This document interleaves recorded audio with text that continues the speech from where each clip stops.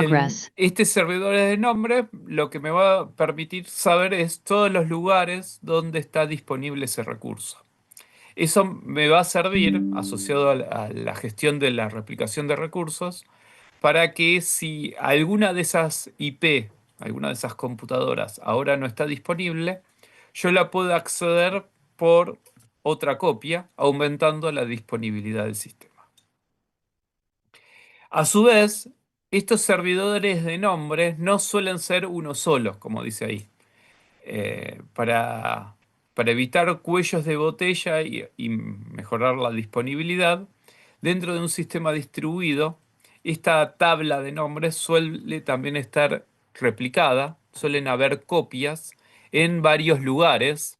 Entonces yo puedo tener varios servidores de nombres, varias computadoras que se ocupan de hacer esa traducción.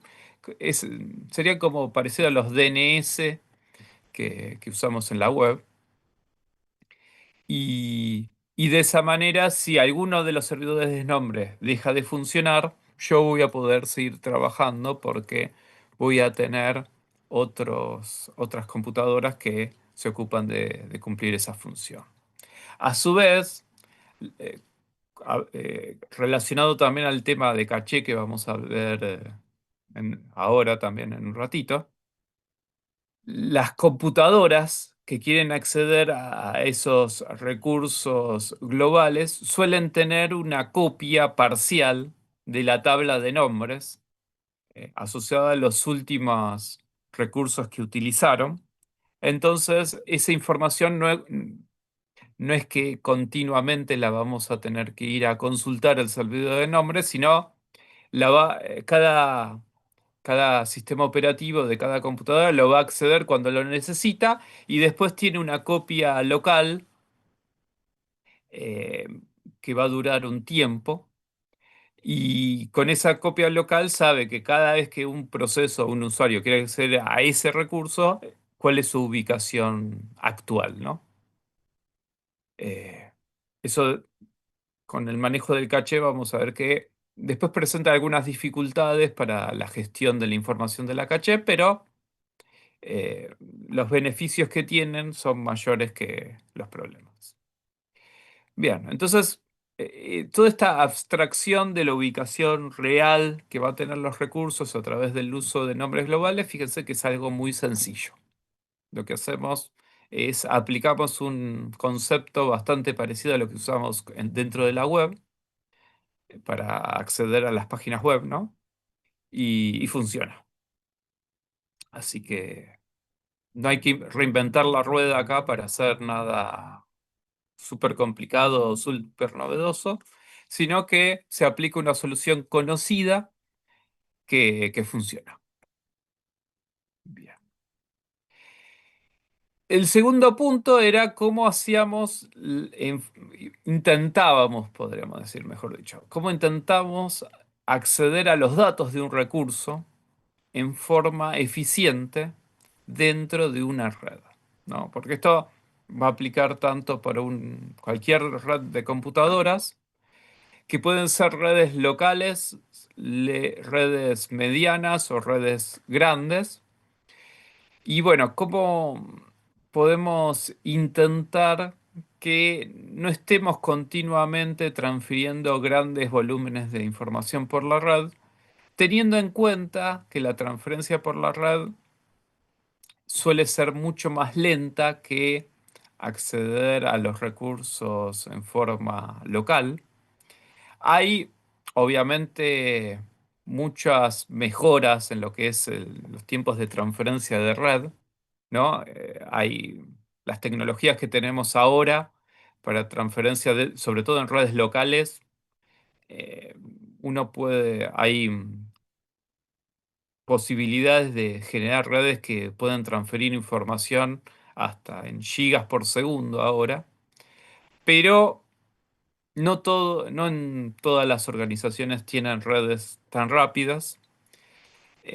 Hay veces que para poder transferir ese volumen de información tenemos que usar una red cableada que para los usuarios es más, no complicado de usar, pero es más tedioso porque tienen que estar físicamente atados a un solo lugar. Es más cómodo usar a veces una red WAN o algún otro tipo de red. WAN no, Wi-Fi, perdón.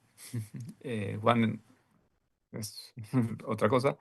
Y bueno, ahí los tiempos de transferencia a veces son un poco más lentos. Entonces, de todas formas, a pesar de que la tecnología cada vez funciona más rápida para lograr transferencia, leí la semana pasada que ahora están intentando utilizar unos conceptos de la física cuántica para hacer transferencias de información a través ¿cómo se llama? De fibras ópticas y cableado no sé qué. Y bueno, eso dicen que va a acelerar mucho la transferencia de información a grandes distancias también. Pero bueno, es todo trabajo en curso que tal vez demore unos años en aparecer. Y como el concepto de los sistemas operativos distribuidos ya tiene unos años, hay, digamos, varios intentos para aumentar la velocidad. Y uno de esos conceptos es esto que se llama la transferencia masiva de datos o bulk transfer. Eh, Bulk transfer se puede escribir, creo que se escribe así. Data. Donde lo que vamos a hacer es, en vez de ir mandando los datos de a partecita, eh, por ejemplo, si yo desde una computadora dentro del sistema distribuido quiero acceder a un archivo y en vez de ir leyendo ese archivo registro por registro, lo que voy a hacer a nivel sistema operativo, ¿no? Es transferir varios registros juntos, o todos, depende de ahí del tamaño del archivo, para que el envío de información se genere en forma más eficiente. Uno podría dudar de esto, ¿no? ¿Por qué mandar toda la información va a ser más eficiente que ir mandando solamente los datos solicitados? Porque los protocolos de comunicación, como ustedes ya vieron en redes el año pasado, en la semana pasada, no, el año pasado, vieron que cada protocolo de comunicación agrega y necesita agregar unos datos de cabecera de pie por cada paquete que se envía. Toda esa información también se tiene que transferir a través de la red. Entonces eso genera un overhead, un trabajo de más. Y si yo estoy mandando registros pequeños, entonces puede pasar que a la larga necesite acceder a la mayoría de los registros de ese archivo.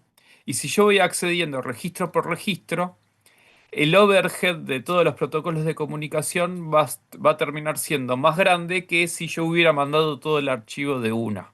Obviamente que al mandar todo el archivo de una también voy a tener un overhead, pero va a estar más distribuido con todos los registros que forman parte de los datos reales del archivo. Entonces, muchas veces, ahí en el caso de los sistemas distribuidos va a ser el sistema operativo, que se va a dar cuenta que conviene enviar la mayoría o todo el contenido del archivo para que en lugar de hacer una solicitud registro por registro que va a demorar más tiempo a lo largo del tiempo, a lo largo de toda la ejecución del proceso, podríamos decir, entonces en lugar de hacer eso, mandamos todo y que todo el acceso se haga de forma local. Entonces, de esa manera yo hago una gran transferencia en un momento y después el proceso que está accediendo a los datos no va a tener que pedir todo luego. Lo va a tener todo localmente dentro de la caché que ahora vamos a hablar cómo lo vamos a gestionar. Esto sería como hacer una especie de precopia de la información, suponiendo que el usuario o el proceso que está queriendo acceder a ese recurso, o ese archivo, lo tiene que utilizar casi todo, ¿no? Si nosotros hacemos toda la transferencia de un archivo y después el proceso que estaba ejecutando solamente consulta dos registros, transferimos de más. Pero si el proceso de verdad utiliza todos los recursos, a la larga vamos a tener una mejora en la eficiencia del uso de la red. Entonces, ahí ayuda mucho que el sistema operativo conozca si el proceso que está pidiendo los datos va a utilizar todos los datos o algunos. Si va a utilizar todos los datos, conviene hacer esta transferencia masiva. Si no, tal vez no convendría. Entonces, si el proceso le puede informar esto al sistema operativo, sería bueno. Y si no, el sistema operativo lo va a tener que suponer a través de el registro de ejecuciones anteriores. Vieron que nosotros siempre decimos que el sistema operativo suele registrar mucha información para estadísticas y para tomar decisiones futuras. Entonces, el sistema operativo podría ir registrando cómo cada proceso o cada usuario suele acceder a un recurso. Entonces puede saber que si en una ejecución anterior utilizó gran parte del archivo, ahora conviene hacer una transferencia masiva. En cambio, si sabe que el proceso solamente accede a uno o pocos recursos, o pocos registros del archivo, me conviene hacer una transferencia solamente de los datos solicitados.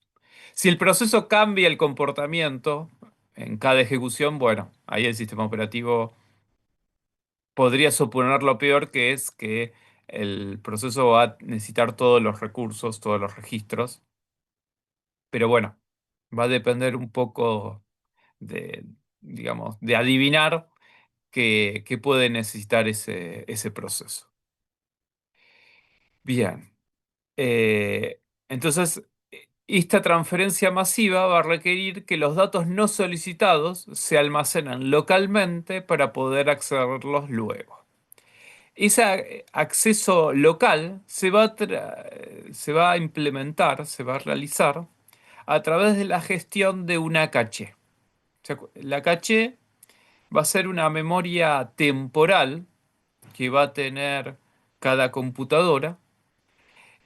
Esta caché generalmente no se va a guardar solamente en memoria, también vamos a tener parte de la caché en el disco, porque si tenemos que acceder a un archivo muy grande, tal vez la memoria RAM que tengamos disponible no nos alcance. Entonces, se va a utilizar el disco rígido local para guardar la información temporal de este recurso que nosotros queremos acceder. Para gestionar esta caché, lo que vamos a tener en cuenta es que la caché puede ser solo de lectura, puede ser de escritura o puede ser de lectura y escritura. Una caché de lectura nos va a permitir que el proceso pueda leer información que va a estar en el recurso que nosotros tenemos disponible localmente por esta transferencia masiva de datos. La caché de escritura se va a referir a que si el proceso que está accediendo a los datos quiere agregar nuevos datos o quiere modificar algunos, en vez de mandar directamente la información al recurso local a través de la RAD, lo que vamos a hacer es, vamos a actualizar primero la caché y luego, de un tiempo, esa información actualizada en la caché local la vamos a tener que registrar en el recurso real, ¿no? A través de la red.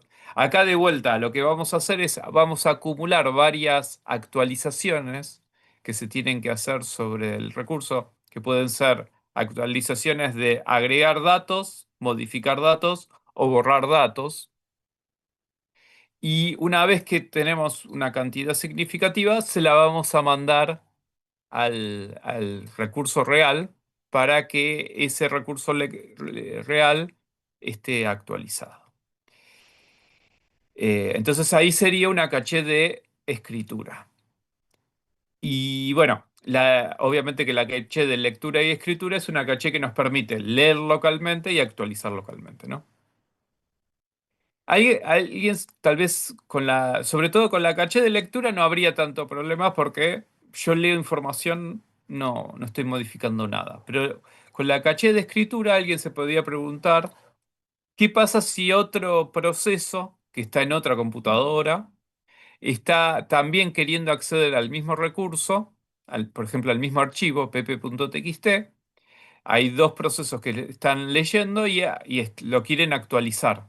¿Cómo evitamos que si yo estoy actualizándolo dentro de la caché, la información, y no lo estoy actualizando en el recurso real, cómo evitamos que alguno de los procesos lea información que está desactualizada? Bueno, ahí entra el tema que habíamos visto hace 2 semanas, que es la de lograr la sincronización de recursos dentro de un sistema distribuido.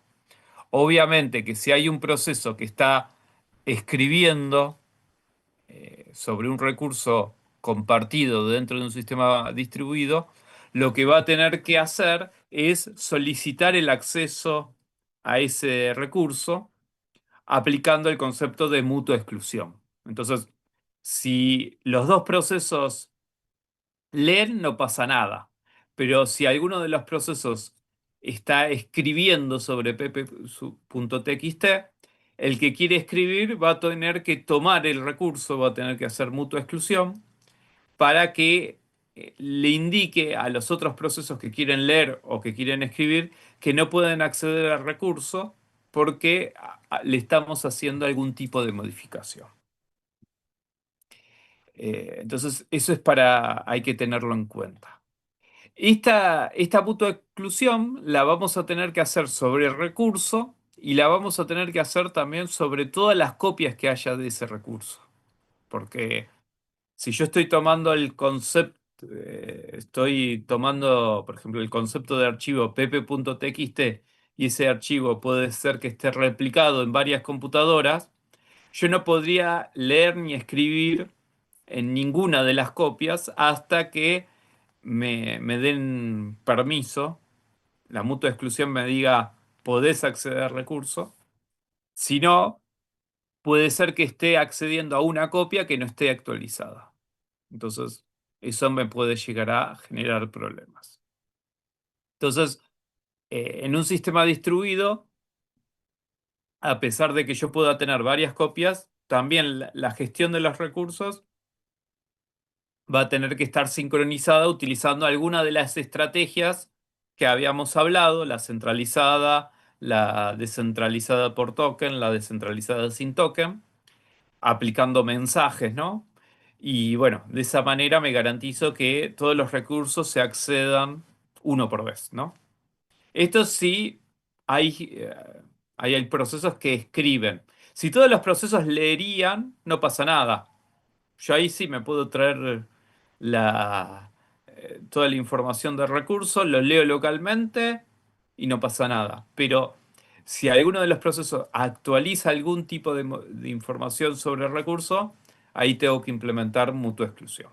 Y bueno, ahí lo que voy a perder es concurrencia. No voy a poder acceder al mismo recurso a la vez porque por una cuestión de sincronicidad y buscar la consistencia de la información, puedo permitir que un proceso acceda por vez a cada recurso.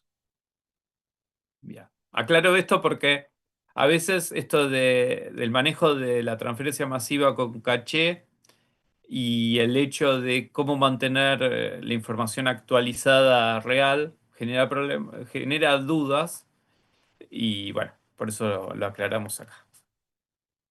Bueno, volviendo al tema de la caché, la información que está en la caché puede estar, como les decía, en la memoria RAM o dentro del disco rígido, o puede estar en ambos lugares. Si yo tengo memoria virtual, lo voy a guardar directamente en la memoria virtual. Y el sistema operativo dentro de la organización de la paginación se va a ocupar de dejar, qué sé yo, capaz que algunas páginas de este recurso copiado en la caché va a estar en la memoria RAM y hay otras páginas van a estar en el disco rígido. Si yo no tendría memoria virtual, seguramente lo voy a tener en el disco local, lo cual va a ser un poco más lento que leerlo desde la memoria local, pero bueno, va a ser más rápido que accederlo a través de la red. Porque generalmente el tiempo de RAD es más lento que el tiempo de disco rígido y el disco rígido es más lento que la memoria RAM, ¿no? Bien. La dificultad de manejar la caché es tratar que los datos estén consistentes. Bueno, una forma es lograr esto a través de la mutua exclusión. Pero acá vamos a ver algunas ideas que se han aplicado para tratar de acceder a la información de la caché en forma consistente y cómo actualizar la información de la caché y o del recurso para que también quede consistente. Consistente quiere decir que la información que tengamos en el recurso local sea igual que lo que tenemos en la caché. Bien, entonces supongamos que yo tengo dos nodos. El nodo que quiere acceder a los datos de un archivo R, o un recurso R, que está dentro del sistema distribuido, y el otro nodo que también está dentro del sistema distribuido que tiene físicamente recursos. Por ejemplo, que tiene el archivo R dentro de algún disco local. Entonces perdón, el disco X tiene a ese archivo R localmente en este nodo. Entonces, un proceso dentro de este nodo le dice que quiere acceder a ciertos datos que está en ese recurso R. El sistema operativo lo que se va a fijar es si esos datos están dentro de la memoria caché. Si están, se los da. Listo, no tiene que hacer nada complicado. Si no están, se los tiene que pedir al sistema operativo del otro nodo. Entonces, a través de mensajes les va a decir, mandame tantos datos. Ahí, como les decía antes, si el sistema operativo considera que el proceso va a pedir muchos datos, le va a pedir al otro sistema operativo que le mande la mayoría de los datos de recurso, o todos. Si considera que no va a pedir todos, bueno, le va a pedir solamente lo que se solicitó, ¿no? El sistema operativo de este otro nodo, al recibir la solicitud, se fija que el recurso esté localmente, se fija si los tiene ya cargados dentro de la memoria, en la caché dentro de la memoria,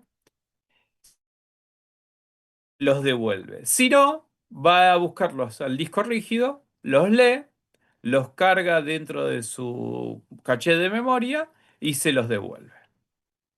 Cuando el primer sistema operativo recibe los datos, los carga dentro de la caché, que pueden estar también en memoria o en disco local, y se los devuelve el proceso. Si en esta transferencia que tenemos acá se hizo una transferencia masiva, la próxima vez que el proceso pida algún otro dato de este recurso, va a estar directamente disponibles dentro de la caché local y no tiene que pedirle nada al otro sistema operativo. Entonces, fíjense que la gestión de la caché es bastante fácil, ¿no? Bastante sencilla. Esta caché, yo les dije antes, es una memoria temporal. Si el proceso no me pide los datos de este recurso por cierto tiempo, el sistema operativo automáticamente va a liberar esa memoria o ese espacio dentro del disco rígido. Y entonces no es que va a estar con una copia local eternamente, sino que la información se guarda, qué sé yo, un tiempo. La configuración del tiempo que va a estar dentro de la caché va a depender de, bueno, de cómo está configurado ahí el sistema operativo, de cuánta memoria y espacio en disco rígido libre tengamos disponible y cuántas solicitudes hay a distintos recursos dentro de la red por este proceso y por otros procesos hay, porque Si hay muchos procesos que están pidiendo mucha información que está dentro de la red, el uso de la caché va a estar medio conflictivo, ¿no? Y si el espacio que tengamos disponible no es mucho, los datos dentro de la caché dentro de la caché local, ¿no? De este nodo, se van a guardar poco tiempo. Si no hay muchas solicitudes o no hay muchos procesos ejecutando que quieren acceder a recursos remotos, tal vez dentro de la caché está almacenado todo un día, porque nadie necesita ese espacio y bueno, el sistema operativo lo puede guardar más tiempo.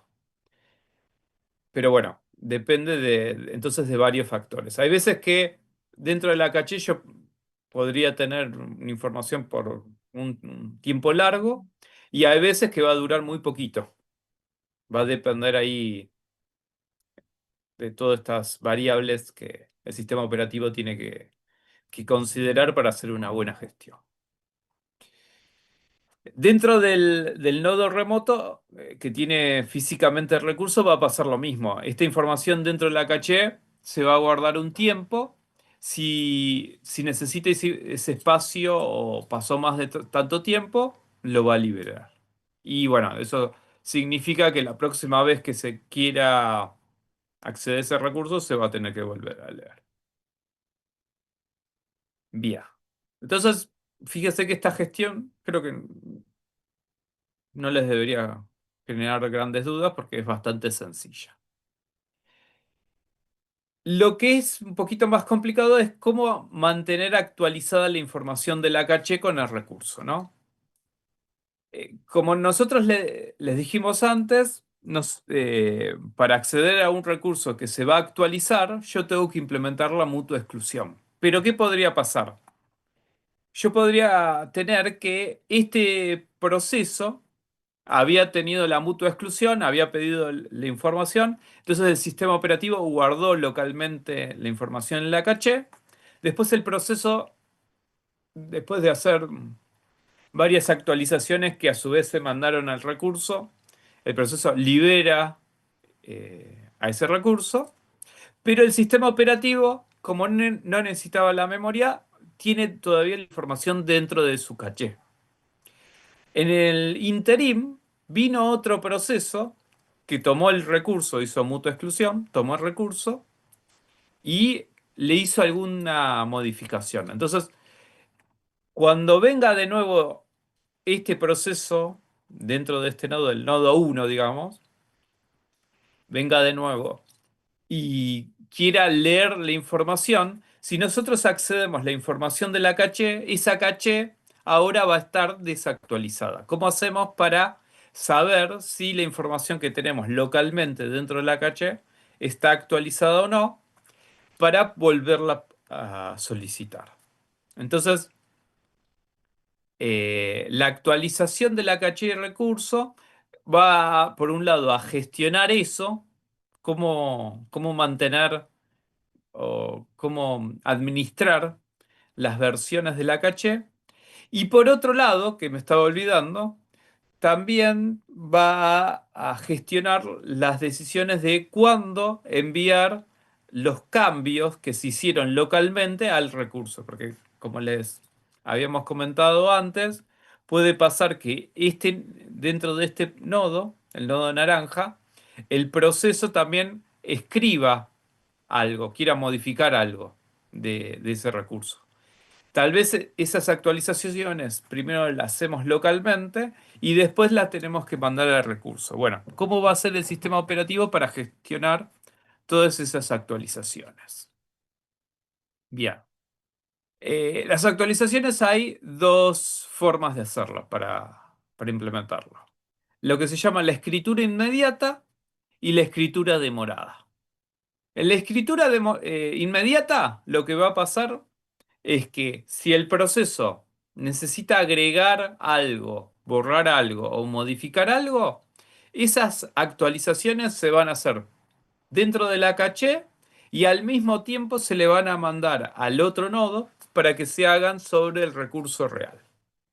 Entonces, de esa manera nos aseguramos que cada vez que el proceso quiere actualizar algo, se va a actualizar dentro de la caché local y se va a actualizar dentro del recurso. De esa manera, sabemos que la información local y remota son iguales, son consistentes entre sí.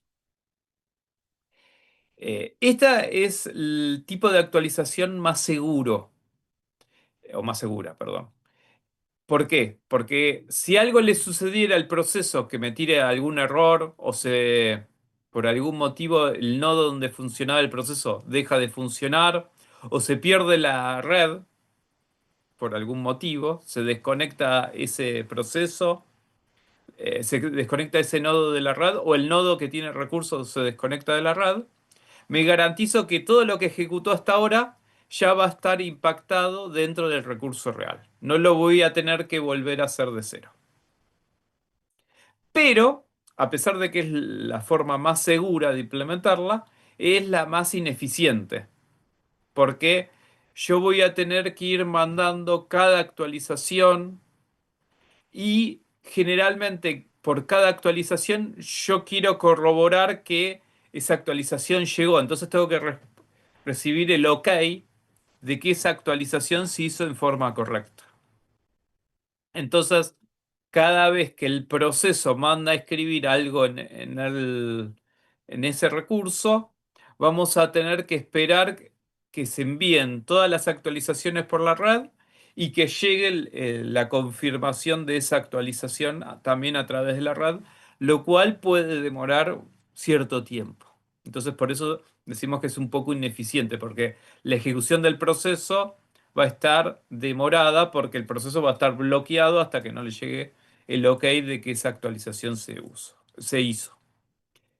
Pero bueno, por otro lado nos aseguramos que esa actualización ya se hizo. Otra forma de hacer eso es la escritura demorada. En la escritura demorada funcionaría al revés. En vez de mandarle directamente al recurso que se haga la actualización, todas las escrituras, todas las actualizaciones se van a hacer localmente y se va a asumir, el proceso va a asumir que esa actualización también se hizo en el recurso, a pesar de que no se hizo. Luego de un tiempo, el sistema operativo va a enviar todas las actualizaciones juntas a través de la red para que se hagan en el recurso real. Para decidir cuándo hacer esa actualización real, el sistema operativo puede usar un criterio de cierto tiempo. Por ejemplo, puede decir, bueno, todas las actualizaciones que se hicieron en los últimos 5 minutos las voy a mandar juntas. O cuando se acumule cierta cantidad de actualizaciones, podría ser otro criterio. Entonces, cuando tengo por lo menos 10 actualizaciones, mando esas 10 juntas, en vez de mandar una por una. O mando todas directamente cuando el recurso se termine de utilizar. Cuando yo cierro el recurso, ahí mando todas las actualizaciones. Entonces, en esta escritura demorada, las ventajas y desventajas serían las inversas de la escritura inmediata. ¿Por qué? Y en la escritura demorada, las actualizaciones van a ser más eficientes, porque en vez de mandar una por una, yo mando todas juntas. A su vez, el tiempo que va a estar bloqueado el proceso va a ser muy chiquito, porque el proceso dice, quiero actualizar el recurso, quiero que se implementen estos cambios, esos cambios se van a hacer localmente y enseguida le va a llegar la confirmación. La confirmación va a ser media mentirosa, porque la actualización le está diciendo que se actualizó dentro de la caché, pero no en el recurso real. Entonces, en cuanto al rendimiento del proceso, el proceso va a funcionar más rápido, va a terminar antes porque no va a estar tanto tiempo bloqueado. Pero esta estrategia no es tan segura, porque si yo tuviera el problema que se me cae alguno de los dos nodos, se me cae el nodo donde ejecuta el proceso, el nodo donde está el recurso, o se me cae la red o la comunicación entre esos dos nodos, yo después voy a tener un montón de actualizaciones que no las puedo impactar en el recurso real. Entonces, tal vez el proceso va a tener que volver a arrancar de cero porque todos esos cambios que el proceso solicitó en realidad no se llevaron a cabo dentro del recurso. Entonces, eso puede generar problemas y puede generar a veces, digamos, retrabajos, porque el proceso va a tener que hacer todo de cero.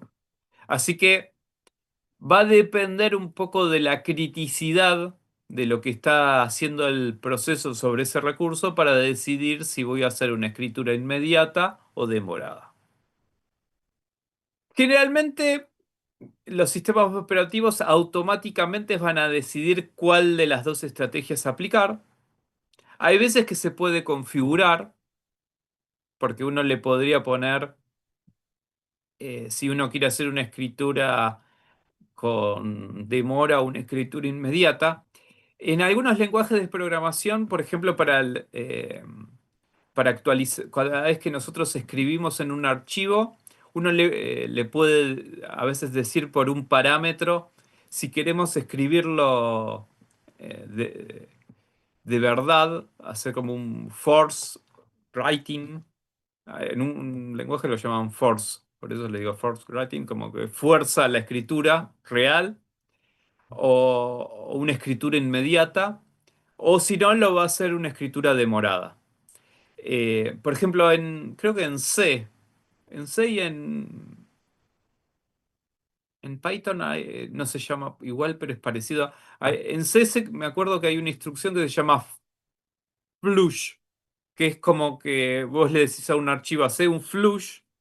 Y ahí lo que le estás diciendo al sistema operativo es que toda la información que tiene en la caché del archivo la haga escribir de verdad. Eso se puede hacer con archivos locales también, no solo archivos remotos, para que haga la escritura inmediata y que no quede en la memoria RAM solamente los cambios. Ahí. Eh, Bien, acá Ramiro me pregunta si el recurso está replicado en diferentes nodos, se escriben todos a la vez o en dónde se pidió. Buena pregunta, Ramiro. Ahora lo vamos a ver. Ahora está un poquito más adelante la presentación. De hecho, vamos a ver que están las dos alternativas. De vuelta, ahí algunas tienen sus ventajas y otras tienen sus desventajas. Bien. Eh, Entonces, bueno, el sistema operativo tiene estas dos opciones. Escritura inmediata, que es más segura, pero más lenta, más ineficiente. Escritura demorada, que es bastante más ineficiente, pero es menos segura. Eh, Depende ahí de, como les decía, de varias cuestiones. El sistema operativo va a determinar cuál utilizar, o la inmediata o la lenta. Pero están las dos posibilidades. Bien. La otra cuestión es lo que yo les decía antes de que yo puedo ser que tenga la información dentro de mi caché local, yo tengo una copia local de la información de un recurso y esa información puede ser que ya no esté con los datos últimos porque tal vez entre el interín que yo me traje todos esos datos y los quiera volver a utilizar, vino otro proceso que utilizó el recurso y le hizo algún cambio. Entonces, esa cuestión lo llaman el problema de la consistencia de la caché. Van a ver que en muchos libros hablan de cómo gestionar la consistencia de la caché, que no es más que tratar de determinar si la caché tiene los mismos datos que el recurso real, ¿no? Para gestionar esta caché se suelen utilizar una funcionalidad de versionado utilizando etiquetas de tiempo, timestamps. A través de los timestamps, vamos a decir etiquetas de tiempo, que suena más fácil en castellano, el sistema operativo puede comparar la situación de los datos que están dentro de la caché con los datos reales del recurso. Una forma muy sencilla de hacer ese chequeo es que el sistema operativo que tiene los datos dentro de la caché le dice cuál es la última etiqueta de tiempo que tiene para tal recurso. Por ejemplo, yo le digo, para el recurso pp.txt, el último timestamp tiene el valor de, vamos a poner un número, ¿no? 10. El otro sistema operativo, que es el dueño del recurso, se fija cuál es la última etiqueta del tiempo que corresponde al archivo pp.txt. Y ahí le va a responder. La última que tengo, que yo para pp.txt es, por ejemplo, 12. Entonces, el otro sistema operativo sabe que entonces le está faltando algún tipo de actualización. Entonces, le va a pedir las actualizaciones de ese recurso. Tal vez el otro sistema operativo, en vez de decirle 12, le dice, te está faltando 2 y le manda ya los cambios. Esos cambios se pueden implementar de dos formas. El sistema operativo que tiene el recurso le dice qué cosas cambiaron en la versión 11 y en la versión 12, en las etiquetas de tiempo 11 y 12, para que el otro sistema operativo actualice su caché, o directamente le manda todos los datos de nuevo. Si no puede saber qué pasó en 11 y 12, le manda todos los datos de nuevo para que el sistema operativo que tiene la caché actualice toda su caché. Entonces ahí, para mandar las actualizaciones a través de estas etiquetas de tiempo, se pueden implementar de las dos formas. Se puede implementar que yo solo le diga qué cosas cambiaron, entonces le mando los cambios que hubo, o le mando, le digo, tenés que pedirme todos los datos de nuevo porque cambiaron los datos y los datos que vos tenés están desactualizados. Bien. Eh, Están las dos alternativas. En general, la mayoría de las implementaciones se hace algo híbrido. Generalmente el sistema dueño del recurso suele tener también como otra caché que tiene los últimos cambios que se hizo. Entonces, si las versiones de los timestamps tienen una diferencia muy pequeña, le puede decir, bueno, tenés que actualizar esto, esto. Por ejemplo, tenés que borrar el registro 5, en el registro 2 tal cosa, en el registro 3 no cambia nada y en el registro 4 se agrega tal valor, ¿no? Entonces, en vez de mandarle todos los datos, le mando qué cambia. Pero si las versiones de timestamp son muy diferentes, hay más de tantas modificaciones, directamente le dice no, pedime todo de nuevo porque lo que tenés vos está muy desactualizado. Entonces, bueno, las actualizaciones se pueden implementar de esas dos formas que a su vez se pueden combinar en una tercera. Estos mecanismos se implementan no solo para sistemas distribuidos, también para aplicaciones en red. Entonces, si se implementan una aplicación en red donde ustedes necesitan actualizar información en aplicaciones del cliente, las aplicaciones frontend tienen información cachada y toda la información va a estar centralizada en un servidor. Muchas veces también se usa este concepto del timestamp, donde a partir de los timestamps se van mandando las actualizaciones. A su vez, yo puedo usar alguno de estos tres esquemas o estrategias para notificar de los cambios. El primer esquema es el centralizado. En el centralizado, el nodo dueño del recurso se ocupa de avisarle a todos los otros nodos que hay algún cambio sobre ese recurso. O sea, cada vez que hay una actualización dentro del recurso, le avisa a todos los nodos que alguna vez pidieron acceso a ese recurso que hay algún tipo de cambio. Eso lo llaman centralizado porque el dueño del recurso es el que se ocupa de hacer toda la notificación.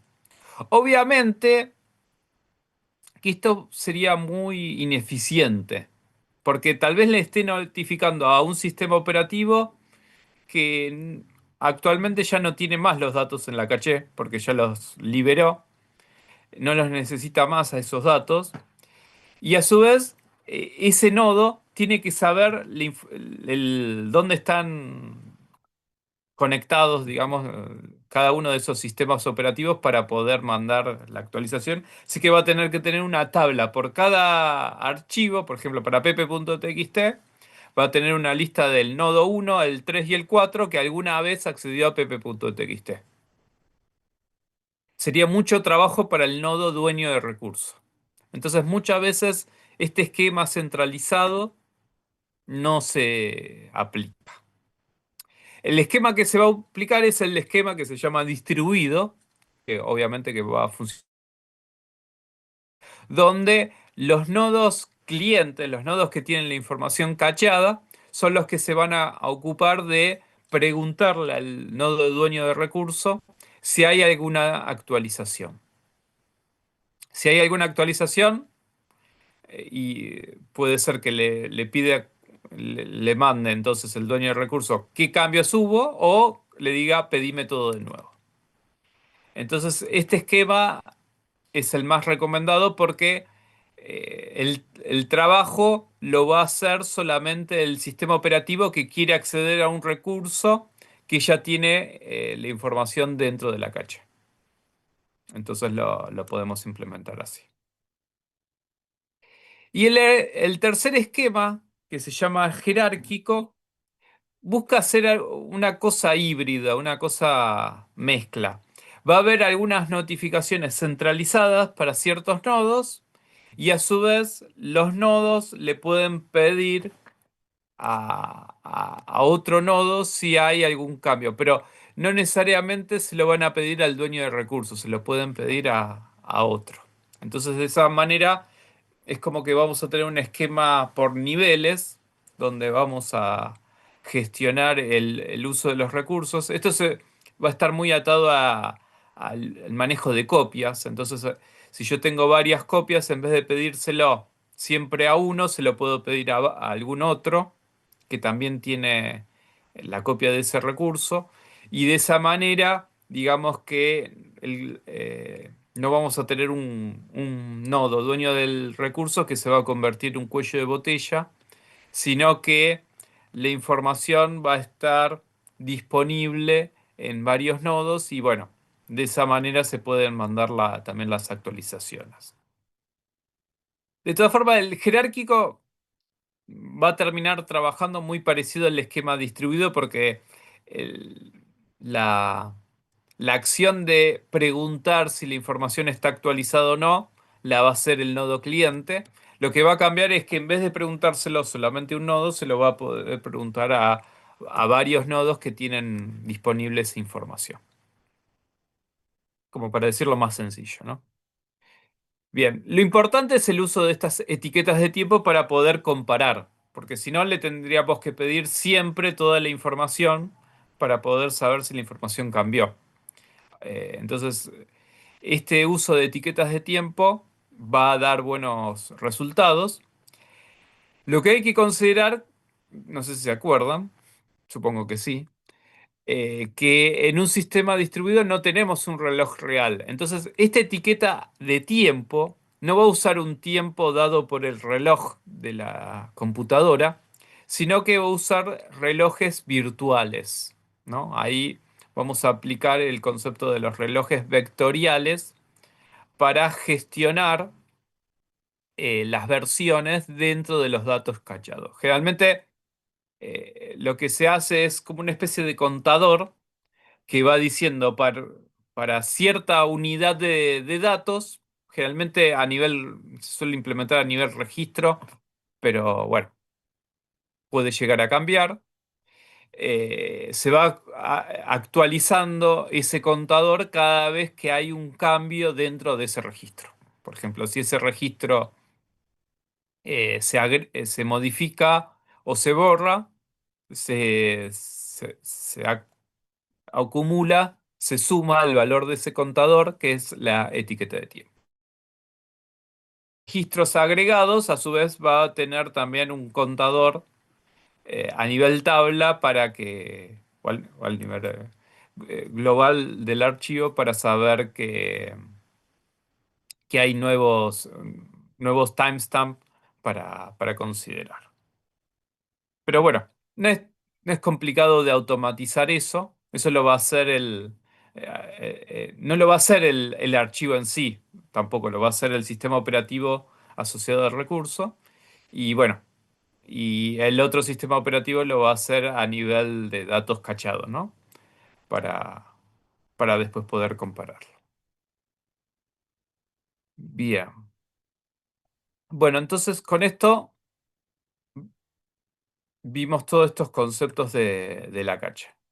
Muchos de estos conceptos, yo me olvidé de decirlos, hay veces que lo comenté, pero por las dudas lo aclaro, se pueden aplicar no solo para sistemas distribuidos, sino para cualquier tipo de aplicación que tiene que trabajar en red, ¿no? De hecho, algunos conceptos ya lo aplican los sistemas operativos en red, que se suelen utilizar normalmente, así que eh, no es algo que sea exclusivo de los sistemas distribuidos. Nosotros lo vemos como parte de los sistemas distribuidos porque el sistema distribuido también lo tiene que implementar, entonces lo vemos ahí. Eh, Estaba pensando en un ejemplo de esto de la caché. Cuando nosotros navegamos en la web, para poner un ejemplo sencillo que usamos cotidianamente, cuando nosotros navegamos en la web, la información de la página la aplicación que nosotros usamos para navegar, sea Firefox, Chrome, Edge o el que sea, suele estar cacheada también. El mismo navegador nos va a guardar la información dentro de una caché por cierto tiempo. Entonces, si nosotros salimos de la página y volvemos, en vez de volvérsela a pedir al servidor, muchas veces lo que hace es recuperar la información que tiene dentro de la caché. En las páginas está la posibilidad de cuando uno implementa la página dentro del servidor, uno le puede poner un tiempo que se considera que es el tiempo promedio que la página va a estar, digamos, válida, consistente con el real. Eso va a depender de la información que estamos mostrando. Si estamos mostrando, que yo, información sobre sistemas operativos que no suelen cambiar mucho, le vamos a poner que esa página va a tener un tiempo de vida bastante largo.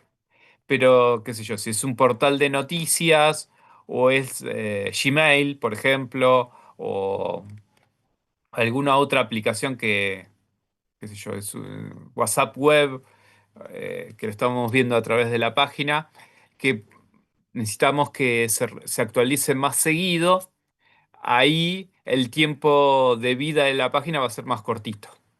Y a su vez, el navegador va a poder utilizar internamente etiquetas de tiempo para poder corroborar si la información que está en el servidor está actualizada. Muchas veces, en muchos navegadores esto no se usa porque directamente va a pedir todo de nuevo. Se considera que la página no es tan pesada. Pero en algunos casos se podría llegar a implementar. En algunas páginas muy pesadas que tienen mucha información, en vez de pedirle todo de nuevo, le puede pedir los cambios. Por ejemplo, en WhatsApp Web, vieron que la primera vez que uno abre desde el navegador, ¿no? El WhatsApp Web, si uno tiene la aplicación de escritorio, no. Pero si uno abre el navegador, te dice cargando chats y te va mostrando una barra de progreso. Ahí lo que está haciendo es cacheando la información de todos los últimos mensajes que uno tiene en el celular para que aparezcan en la página. Si hay algún cambio, no es que vuelve a cargar todo de cero, no, va recibiendo los últimos cambios.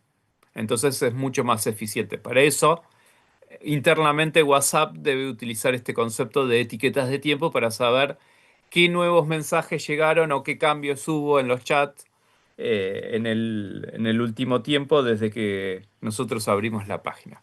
De esa manera logra una consistencia. El que se va a ocupar de solicitar los cambios va a ser la página. Entonces seguramente va a utilizar un esquema distribuido en vez de un esquema centralizado donde el servidor tiene que saber de en todos los lugares donde uno se conectó para mandar actualizaciones. Creo que igual usan un esquema medio híbrido, porque también le avisa que hay cambios, para que no te... Pero bueno, eso es una cuestión de cómo está implementado WhatsApp. Pero como para ponerles un ejemplo que ustedes capaz que conocen más, en redes sociales también, cuando uno abre, qué sé yo, Instagram para recibir actualizaciones o para uno refresca para ver las nuevas publicaciones de otras personas, también se usa este concepto de etiquetas de tiempo para saber qué cambios hubo desde la última vez que nosotros habíamos accedido. Bien, bien. Entonces esto con respecto al manejo de la cacha. Ahora vamos a hablar de el manejo de copias de los recursos, replicación de recursos. La replicación de recursos van a ver que hay muchas cosas que son igual o muy parecidas a cómo nosotros manejamos la caché. Porque la caché es como hacer una copia de un recurso temporal.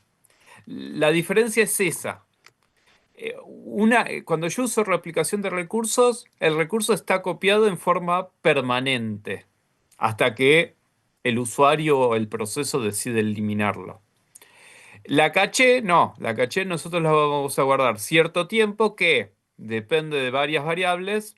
Puede ser que ese tiempo sea un poco largo o muy cortito o algo intermedio, ¿no? Pero con las copias de los recursos, lo que yo voy a tener es que el mismo recurso va a estar disponible en varios nodos y esos recursos yo los voy a tener disponibles por un tiempo extendido, ¿no?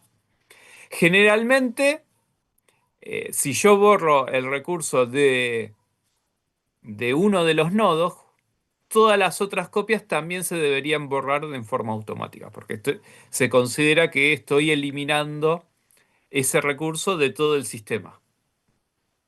Entonces, si yo tengo los nodos uno, 2, 3 y 4 y el archivo pp.txt y lo borro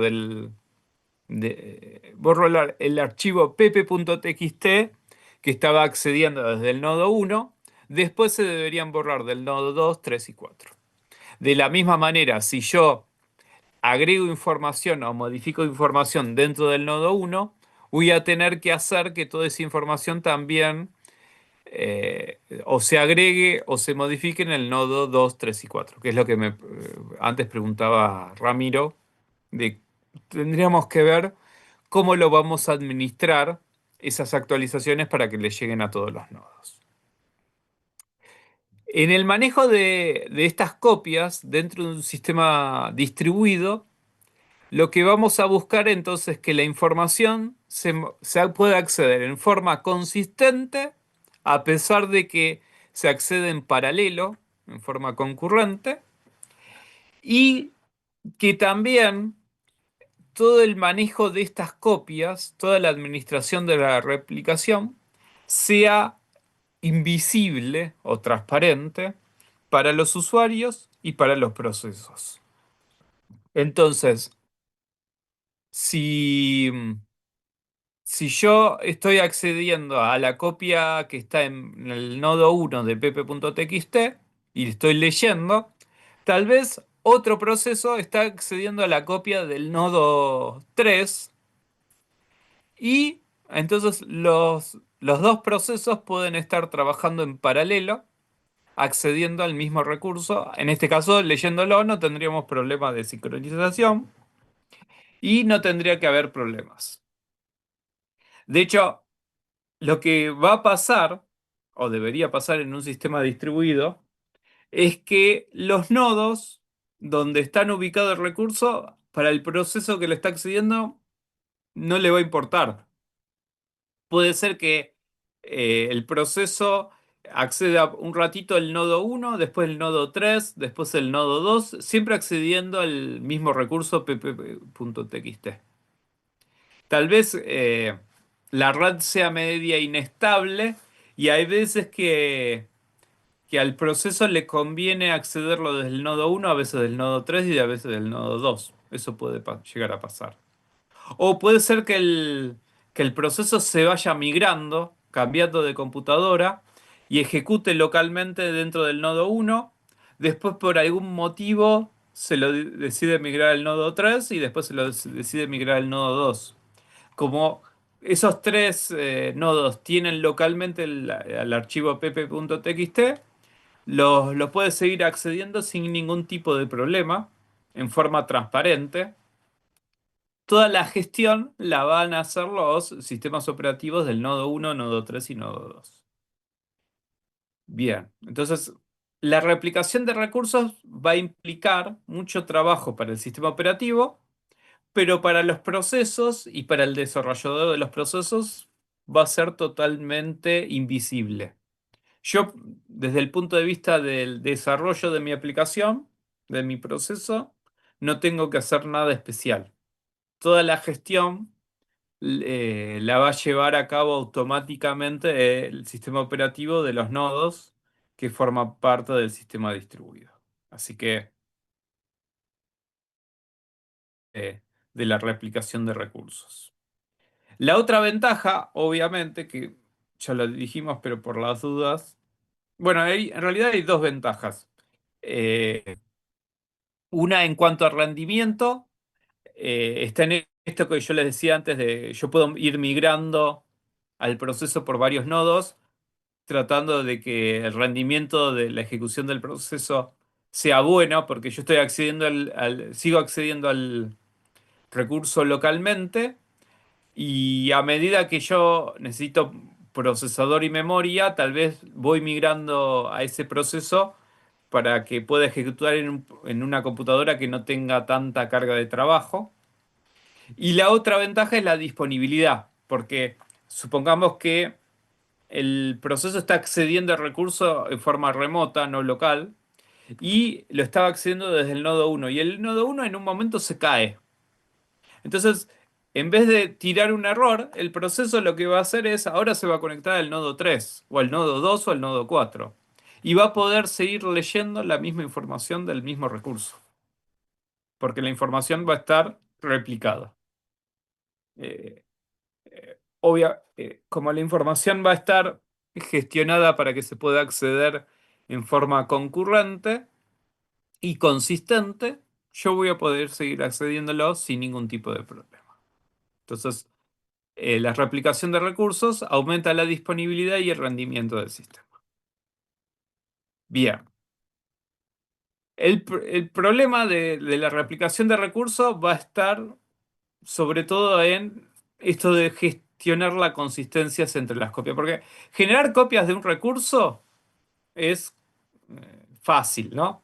Obviamente que hay recursos, yo acá voy a hacer un paréntesis, eh, una aclaración. Hay recursos que yo voy a poder replicar y hay recursos que no voy a poder replicar. Por ejemplo, si en la organización yo tengo físicamente una única impresora, yo no puedo crear virtualmente otra impresora igual.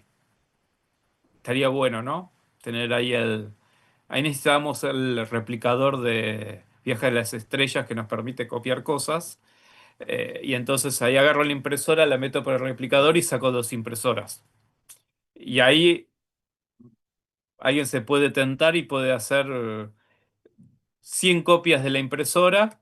Y entonces cada nodo va a tener su propia impresora para imprimirlo localmente. Ya está, no tengo ningún problema de concurrencia porque cada nodo tiene su propia impresora. Eso no lo podemos hacer, ¿no? Si queremos poner dos impresoras, tenemos que comprar dos impresoras, ¿no? No podemos hacer aparecer una nueva impresora como copia de la otra mágicamente, por ahora. No sé en el futuro. Entonces, para los recursos físicos de hardware, voy a estar limitado a los recursos que yo voy a tener dentro del sistema. Si yo necesito usar, por ejemplo, otro recurso que se podría usar es un procesador GPU. Ahora que está de moda mucho la inteligencia artificial, que requiere utilizar procesadores GPU.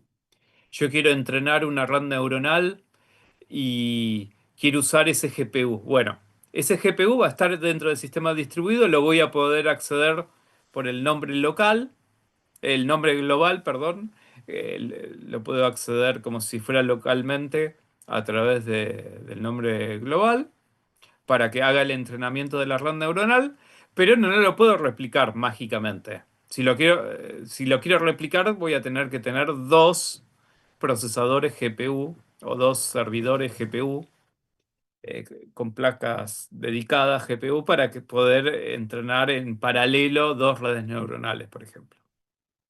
Entonces, hay recursos que puedo replicar y hay recursos que no. Los que son físicos de hardware no los puedo replicar. O si los replico, es que tengo dos hardware iguales o similares para poder ser utilizados dentro del sistema distribuido. Eh, es la única forma. En cambio, los recursos que son virtuales, ahí el ejemplo más clásico y más utilizado son los archivos. Sí lo puedo hacer.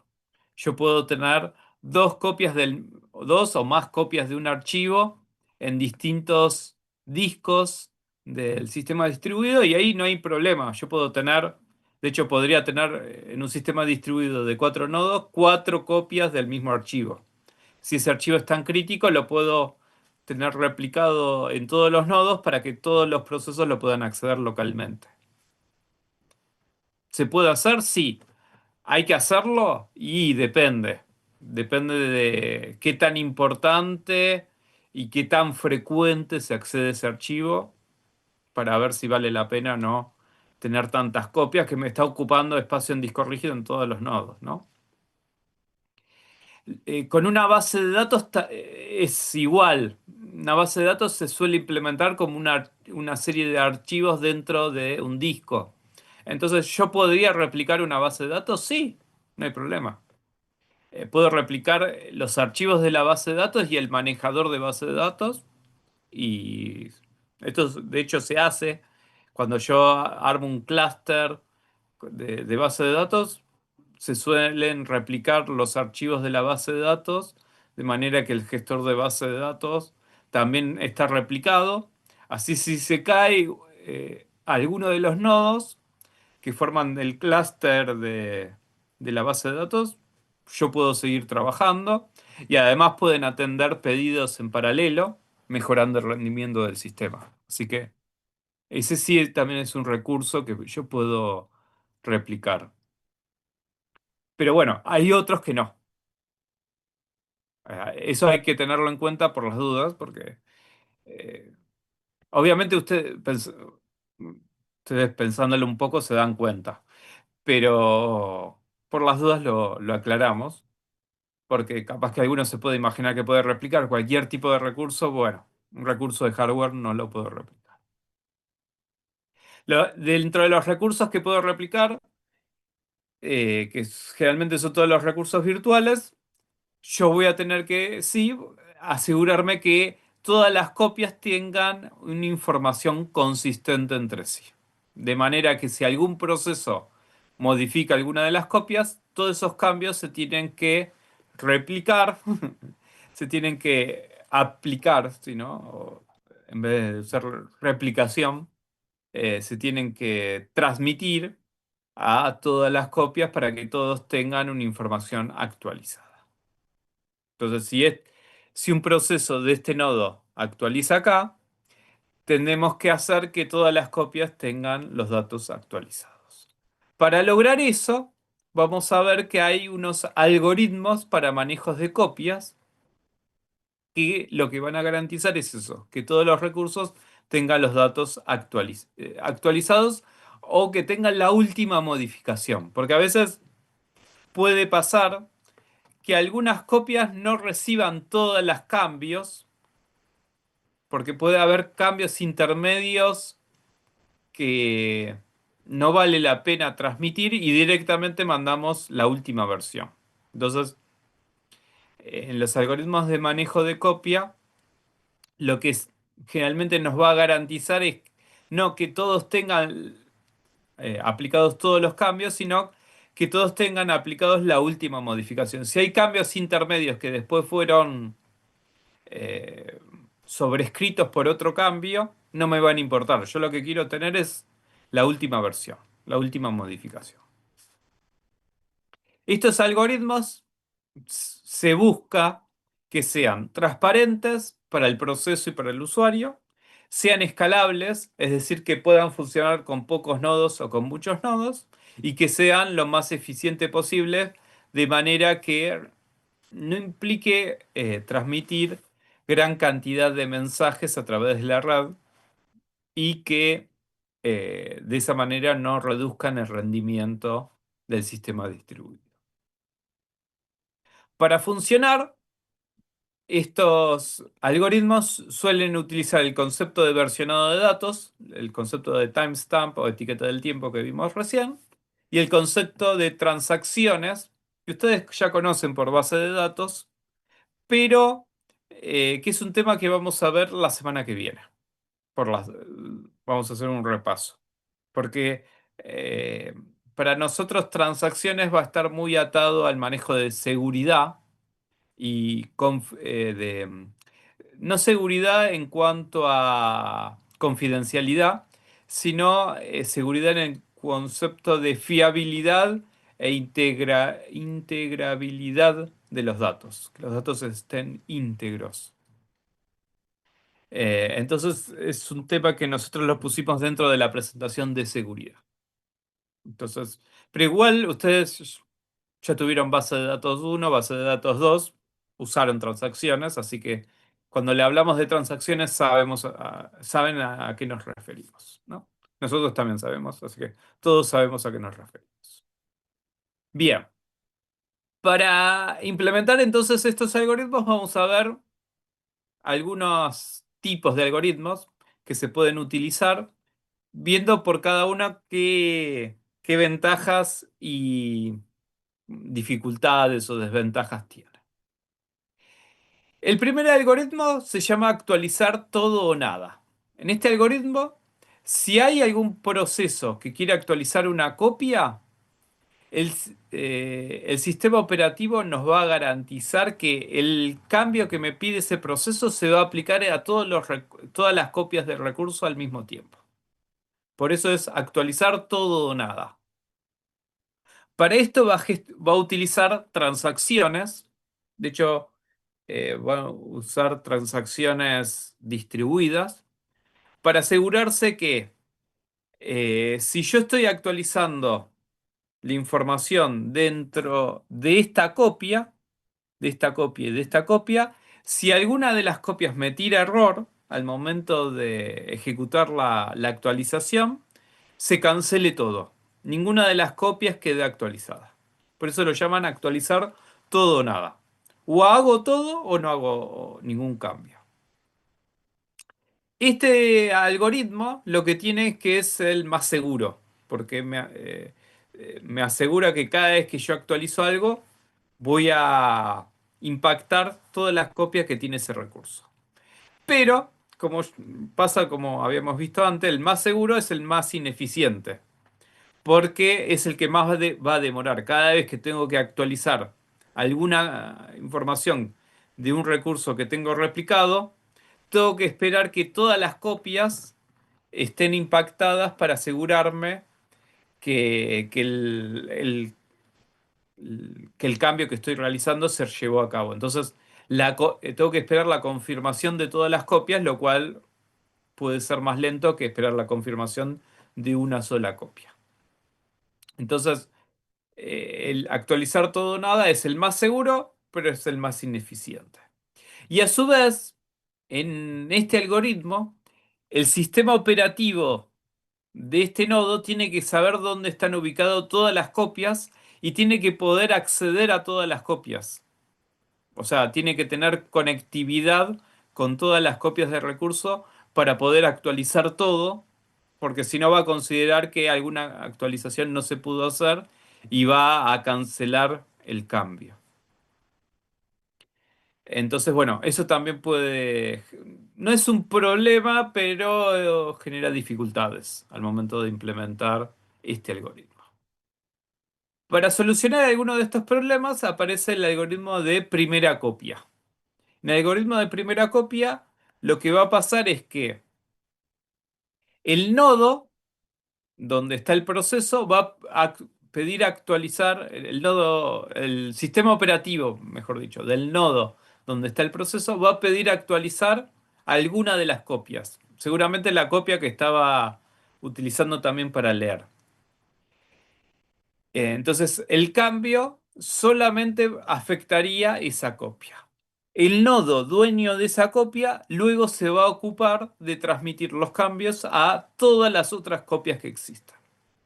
De esa manera, el sistema operativo del nodo donde se ejecuta el proceso solamente tiene que esperar la confirmación del nodo que tiene la primera copia para poder seguir trabajando.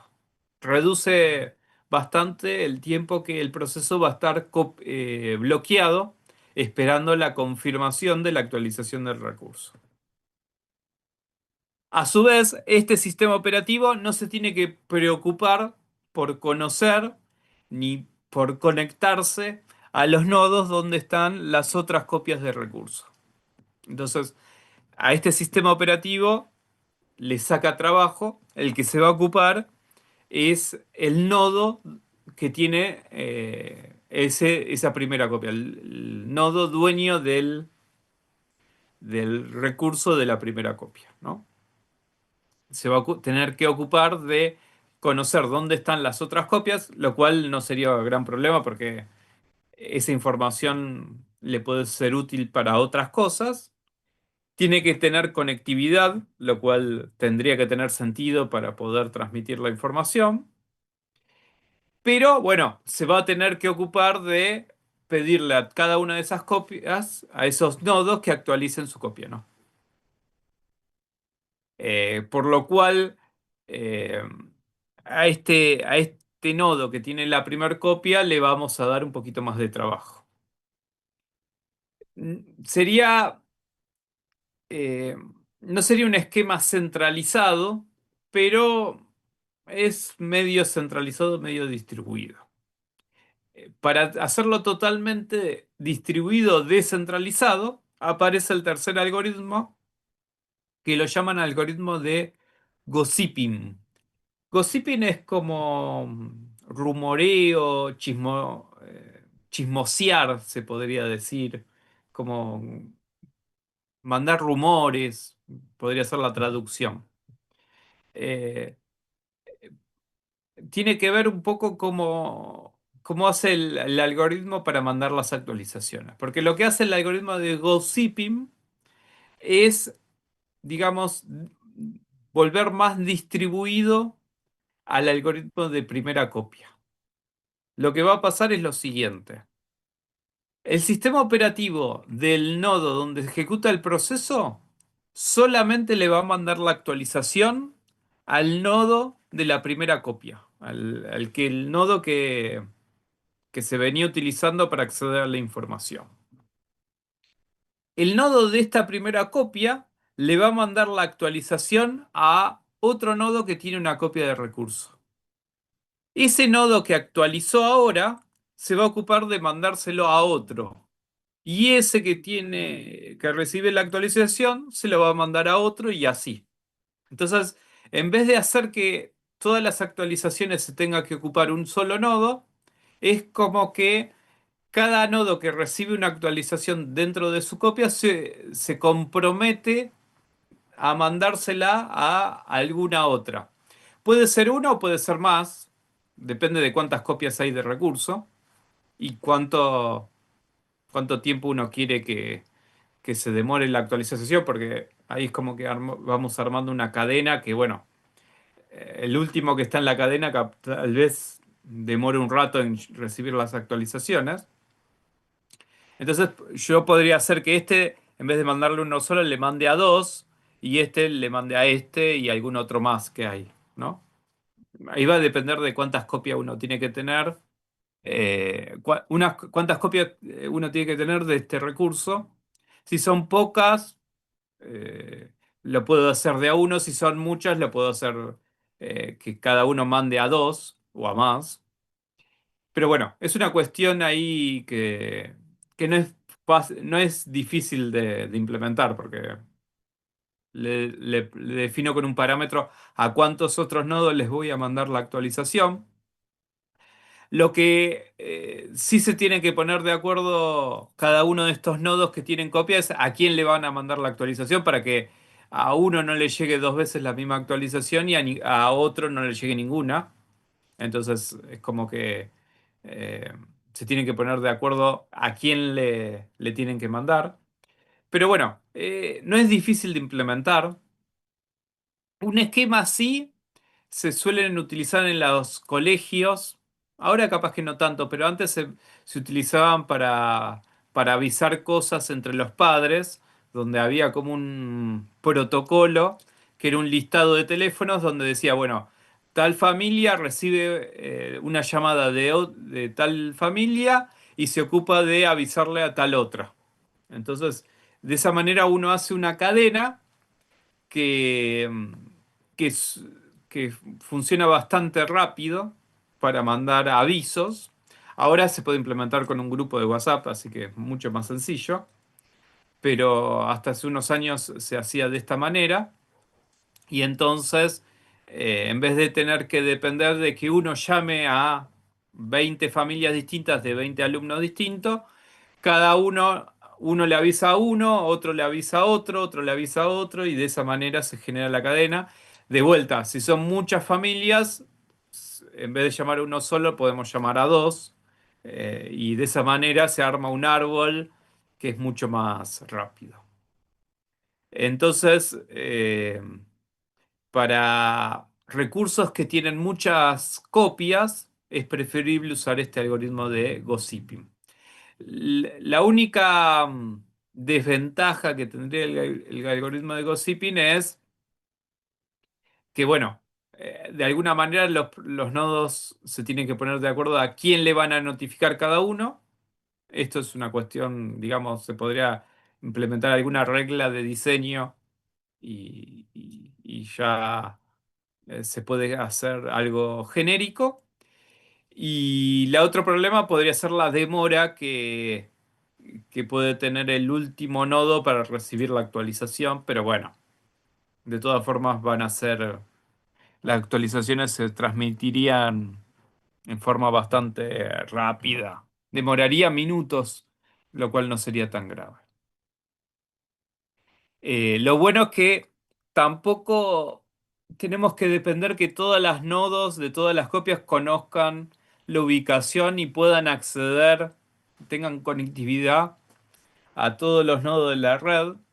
Yo podría tener capaz que dos nodos que solamente uno ve al otro y bueno, esos dos son los que se van a ocupar de mandarse la actualización entre ellos y ellos a su vez se lo mandan a los nodos que ven dentro de sus subredes, ¿no?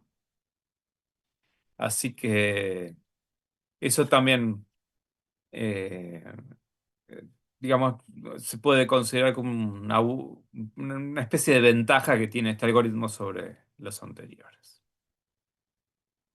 Bien, entonces, estos algoritmos de copia, fíjense que no son muy complicados y logran resolver esta cuestión que ahí preguntaba antes Ramiro, para ver cómo mandamos las actualizaciones.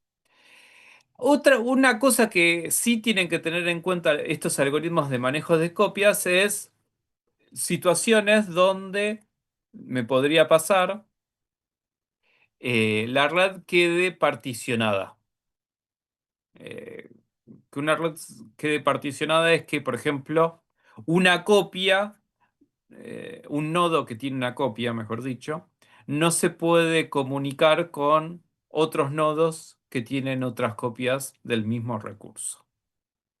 Si a su vez también hay nodos que ejecutan procesos que quieren acceder a ese recurso, ¿cómo hacemos, cómo nos aseguramos que la información se pueda seguir manteniendo consistente si yo tengo el mismo recurso con distintas copias en dos subredes que no tienen comunicación entre sí? Entonces, esto lo llaman el problema del manejo de particiones de red, que sería esta situación donde yo tendría una subred por acá que tiene este nodo con esta copia y esta subred por acá que tiene estos nodos con estas tres copias del mismo recurso. Para, digamos, resolver esta situación, hay varias estrategias. Nosotros vamos a ver la más sencilla, que es el manejo del quórum. Manejo del quórum es como el quórum que se maneja en el Congreso, ¿no? En el Congreso de diputados, de senadores, o en un congreso de una empresa también, una junta de decisiones, donde tiene que haber cierta cantidad mínima, en este caso de personas, si podemos, bueno, si consideramos que los diputados y senadores son personas, ¿no? Los políticos, para poder tomar una decisión.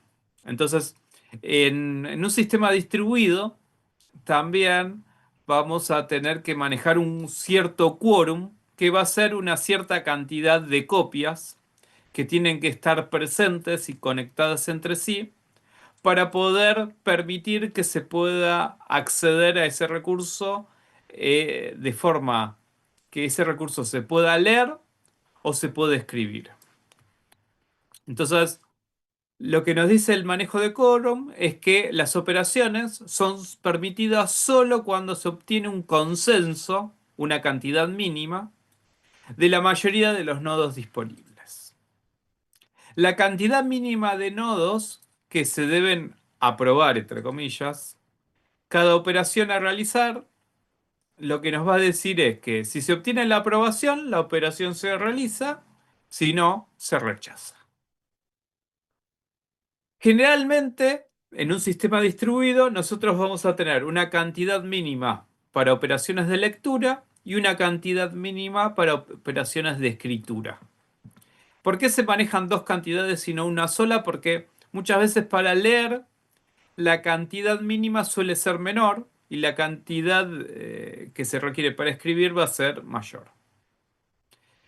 Eh, En general, la cantidad de lecturas, si nosotros mínimas que tenemos que tener, más la cantidad de escrituras mínimas que tenemos que tener, van a ser mayor que la cantidad total de recursos. Porque eh,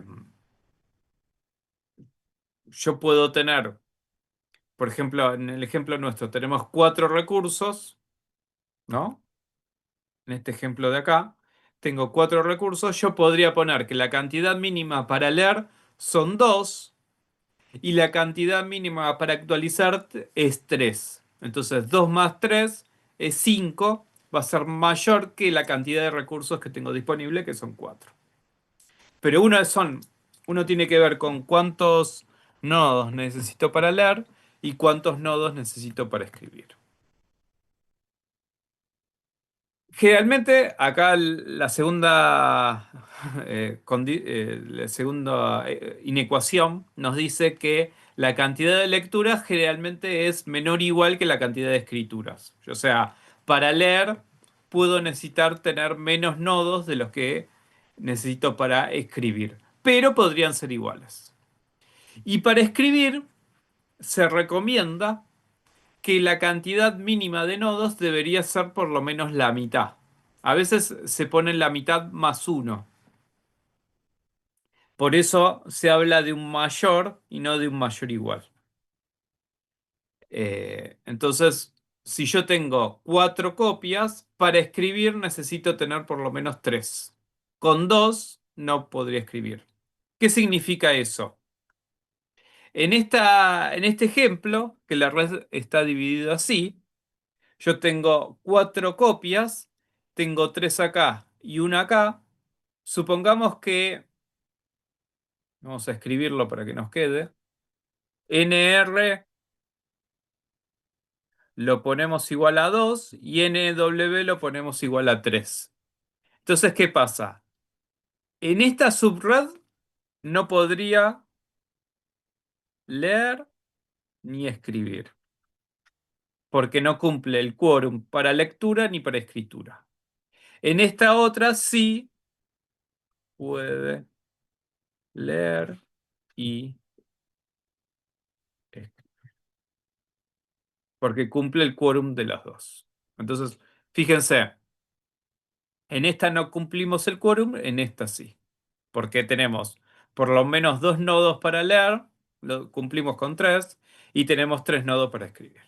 Supongamos que en el ejemplo le agrego un nodo más, porque si no, para que quede un poco más interesante.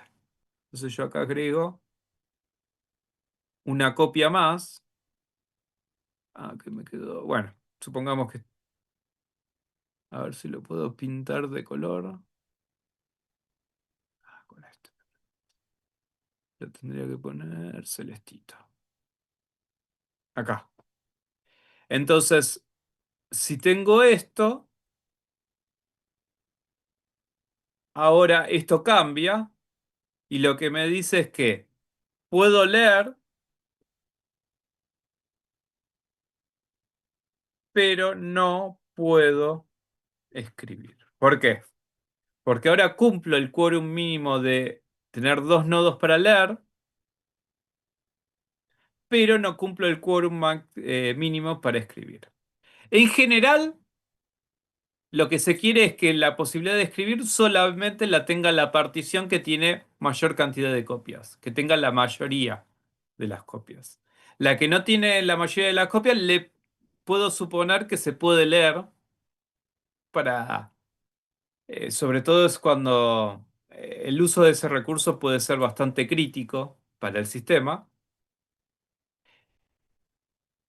pero no le permito a los procesos hacer actualizaciones. Porque como está la mayoría dentro de la otra subred, esta también puede hacer actualizaciones y entonces si escriben los dos a la vez, después puede quedar información muy inconsistente entre sí. O sea, lo que voy a permitir leer es leer información vieja, que tal vez está desactualizada, pero como considero que es algo crítico, lo permito. Lo que no permito es que los dos puedan modificar. Si yo tuviera 6 nodos, debería aumentar la cantidad mínima para leer en 4, porque si no me puede quedar 3 y 3, y ahí los dos podrían escribir y ahí podría tener problemas. Una vez que la partición se arregle, esta división en dos subredes se corrija, logrando la conectividad de estas copias con estas copias van a recibir las actualizaciones y ahí sí, todos van a poder leer y escribir. ¿Se entendió? Más o menos.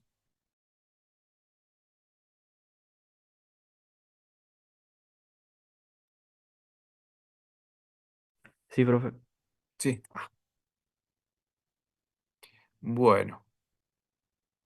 eh, entonces el manejo esto de quórum se hace de esta manera. Esto uno también lo puede implementar en un desarrollo que nosotros hagamos en red. No necesariamente tiene que ser con un sistema distribuido. Si nosotros necesitamos que un proceso le mande información a otro y tenemos varias copias, también podemos usar este manejo de los quórum. Hay otros mecanismos que también se pueden aplicar, pero todos medio que como que extienden este concepto de quórum, tratando de mejorar algunas cuestiones, pero nosotros no vamos a entrar en mucho detalle porque los cambios son muy sutiles y la verdad, a veces lo que hacen es dificultar entender el tema. Nosotros les ponemos este, que es el más sencillo y creo que es el más fácil de entender. Bien, acá tenía el ejemplo. Este no puede leer ni escribir, este puede leer y escribir. Bien. Bueno, entonces hablamos de manejo de nombres globales, transferencia masiva, manejo de caché y replicación de recursos con sus algoritmos. Con todas estas cuestiones, nosotros podemos implementar un sistema de archivos distribuido o una memoria distribuida. En un sistema de archivos distribuido, entonces lo que vamos a tener es un árbol de directorios, donde cada directorio va a tener un conjunto de archivos, pero esos directorios van a estar distribuidos por toda la red. Puede ser que dentro de un nodo tenga solamente un directorio con todos los archivos de ese directorio. En otro nodo tenga algún archivo de un directorio.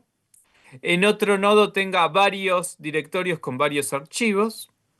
Puede ser que tenga archivos que estén replicados. Por ejemplo, el dir1c está acá y está acá.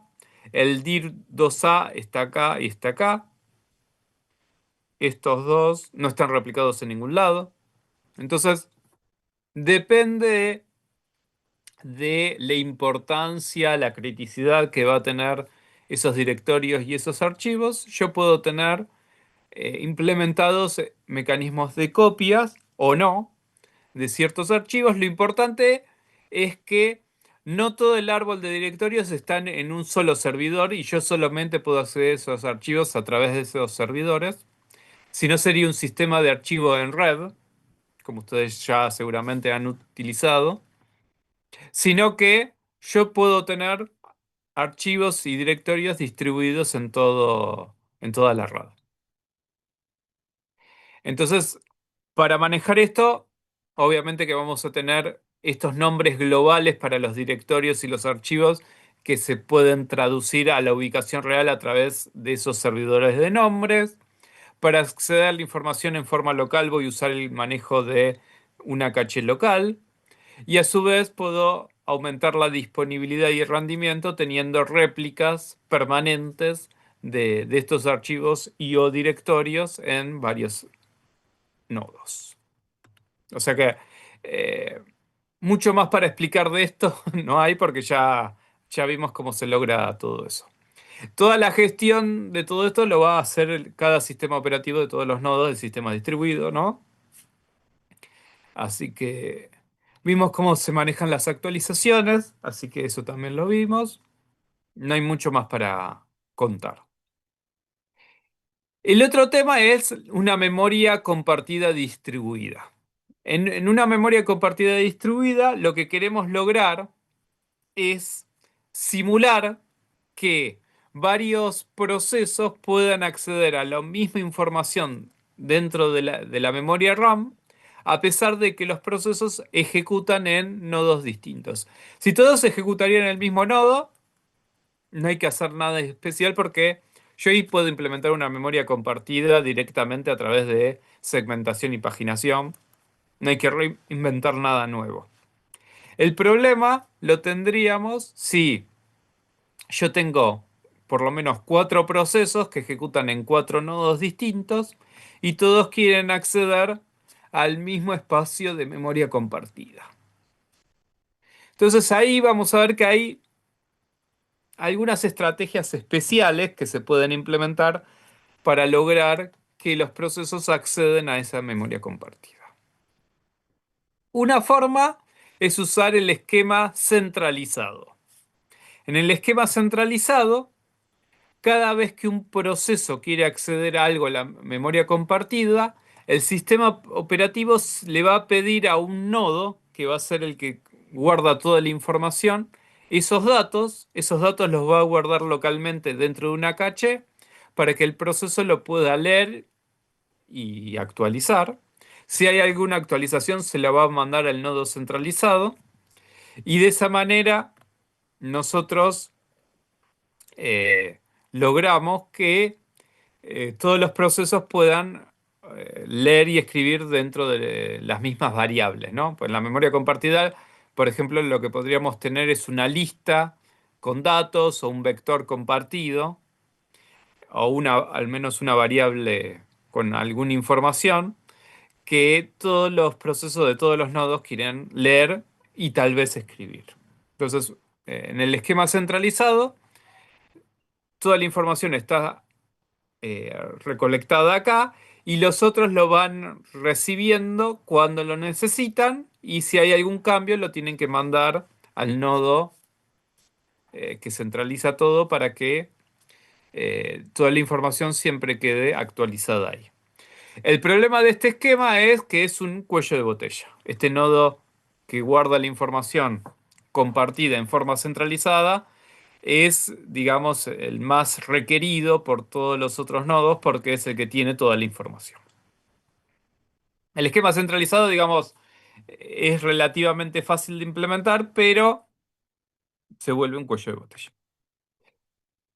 La otra posibilidad es usar el esquema descentralizado por replicación. En el esquema descentralizado por replicación, lo que vamos a hacer es que en todos los nodos vamos a tener los datos duplicados. Vamos a tener copias de los datos.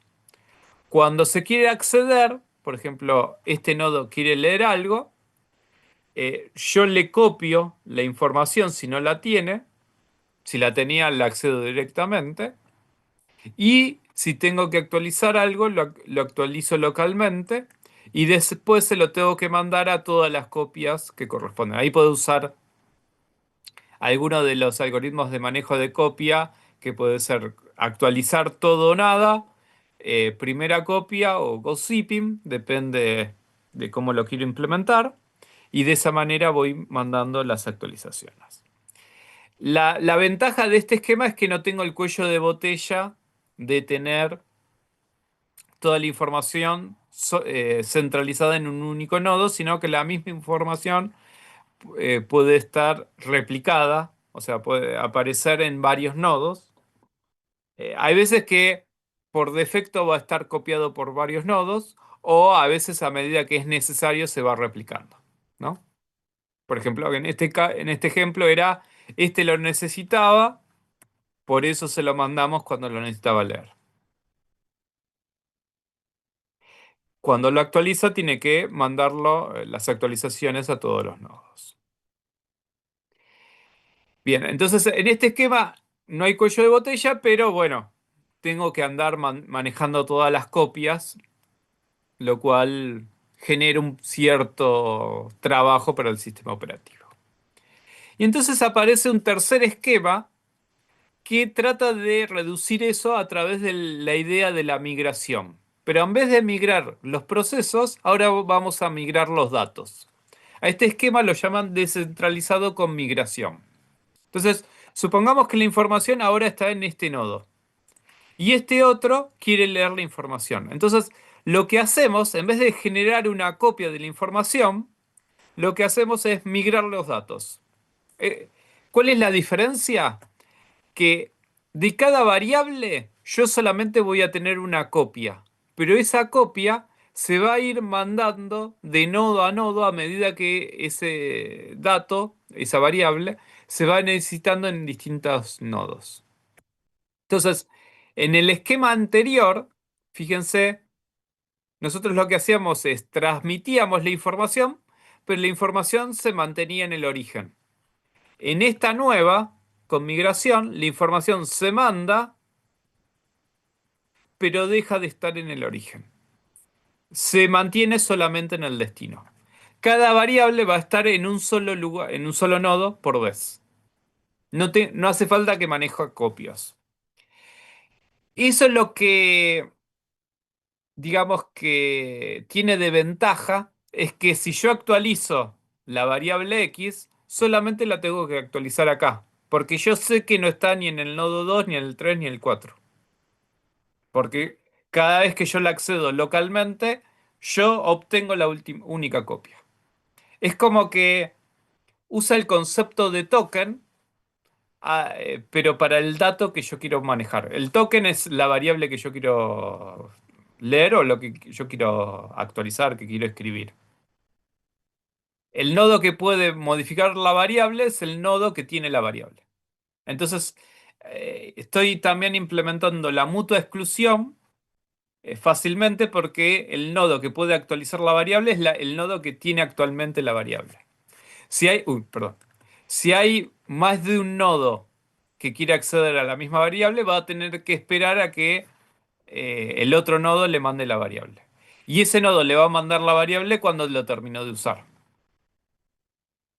Entonces, digamos que este esquema descentralizado con migración es un poco mejor, tiene un poco más de ventajas que los dos anteriores, pero va a tener el problema de que la información yo la voy a tener que ir transmitiendo a los nodos a medida que lo van necesitando. Claro, y ahí como dice Ramiro, si se cae el nodo que tiene la variable, se podrían perder los datos. Hay, ahí hay mecanismos que se suelen implementar que el último nodo que tenía el dato lo puede recuperar. Es que lo va a borrar, pero es como que se guarda una copia. O sea, el nodo 2 podríamos decir que si se cae el nodo uno, si este nodo deja de existir, este lo que puede hacer es recuperar de una copia que tenía y acá poner de vuelta x es igual a uno. Se va a quedar con el último valor que él tenía. Entonces, de esa manera, los procesos que ejecutan en el nodo 2, 3 y 4 pueden seguir trabajando. Todo lo que hizo este nodo se va a perder porque nunca llegamos a tener la actualización. Pero bueno, es un compromiso que uno va a tener que poner para evitar que digamos, tener que actualizar a los otros nodos. Pierde un poco ahí la disponibilidad, pero bueno. eh, pero eso no impide que, que corte todo el funcionamiento de todo el sistema porque se cayó un solo nodo. Eso sí tiene de bueno. Pero bueno, otro problema que tiene es que si yo estoy manejando en memoria una lista de valores que pueden ser muchas cantidades de información, cada vez que un nodo necesita acceder a toda la lista, yo tengo que replicar y mandar por la red toda esa información, lo cual puede ser a veces ineficiente porque si este necesita de toda la lista actualizar un solo valor, o necesita leer toda la lista, pero necesita actualizar uno solo. Yo tengo que transmitirle todo, actualizarlo, y si este de vuelta necesita leer toda la lista, tengo que volver a mandar todo de nuevo. Entonces, hay mucha transferencia de datos. Se podría llegar a hacer un poquito más eficiente aplicando el concepto de caché con un versionado, de manera que solamente le voy a mandar lo último. Pero bueno, hay que hacerlo bien, tratar de que no haya bugs para que a este le llegue todos los cambios bien y que pueda recuperarlo todo bien. Entonces, ahí el concepto de migración es como una migración media rara porque en realidad también tengo una copia local cacheada. Entonces, hay que hacerlo con cuidado porque puede pasar que si yo tengo algún error en mi implementación, tal vez no estoy actualizando bien todos los datos, me quede algún dato sin actualizar y después me quede el valor de alguna variable o de algún elemento de la lista mal definido. Así que se vuelve un poquito más complicada la implementación para intentar hacerlo un poco más eficiente. De todas formas, son todas cuestiones que se van a tener que definir al momento de implementar este algoritmo, porque cada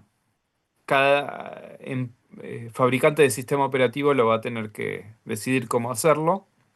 Lo más fácil es migrar todo, a pesar de que se vuelve más ineficiente por tener que transferir todo por la red, tal vez es más seguro, ¿no? Más seguro en el sentido de que me aseguro que siempre acceder a los últimos cambios. No más seguro en el sentido de que si se cae un nodo, ¿cómo lo recupero? Porque ahí también tengo que guardarme el backup. Pero bueno, son todas cuestiones que en estos algoritmos donde algunos tienen una ventaja, pero tienen obviamente otra desventaja. Bien. Bueno, y con esto creo que es el último, sí, el último tema, o sea, el último algoritmo que vamos a ver. Eh, no sé si hay alguna pregunta.